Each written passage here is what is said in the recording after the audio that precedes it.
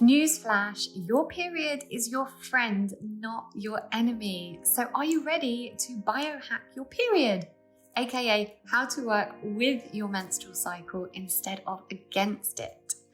So first thing is to chart your cycle. So get yourself a little journal dedicated to your menstrual cycle. So I've got one with pictures of little boobies all over it, because surprisingly, Paper Chase didn't have a notebook with little vaginas all over it. So just start by documenting what happens each day of your cycle so that you start noticing patterning around things like mood, energy levels, cravings, stuff like that. Honestly, there is nothing more integral you can do to step into your feminine power than to understand your cycle and start living according to that. So next is to understand your menstrual cycle a bit like seasons. So menstruation is your winter, your follicular phase is your spring, ovulation is your summer, and the luteal phase is your autumn. Now, energetically, they genuinely directly correlate because women are cyclical beings.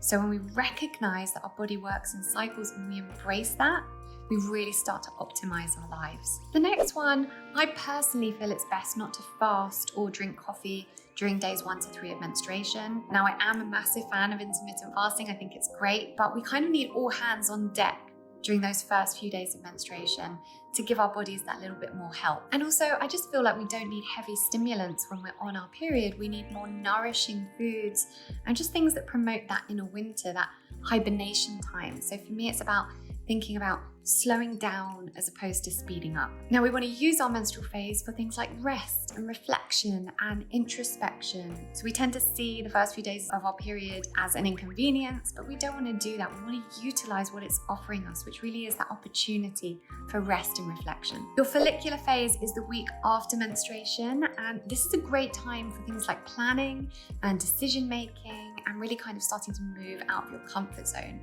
We're starting to really get moving in this stage. Now, you'll be releasing heaps more estrogen here.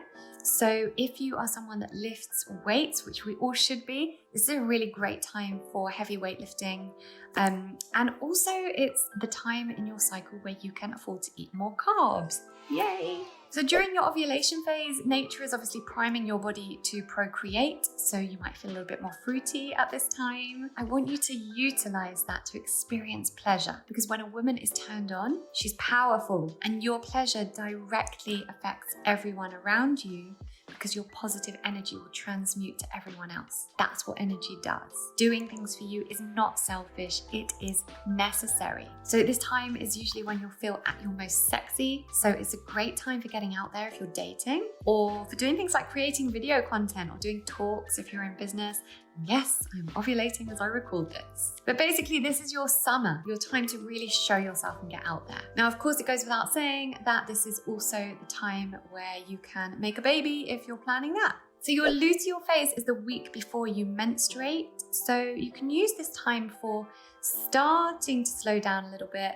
You can use it for details, focus, organization, and generally at this phase where you're starting to slow down, you'll be better off eating less carbs here as well. I want to go back to the menstruation phase for a moment, that first kind of 2 to 3 days of your bleed. During this point, honor your body by feeding it nourishing foods. Treat yourself to a hot cacao. Don't overdo it with exercise. Set and enforce boundaries and give yourself that permission to slow down, to really retreat into your inner winter. And lastly, don't treat the above as set in stone. Connecting back to your divine feminine means tuning into your intuition, the intuition, that absolute feminine energy. And for me, a true biohacker is someone that's not just about the tracking and the numbers and the statistics, but it's someone who can tune back in with that feminine energy of intuition to let that be the compass that guides you.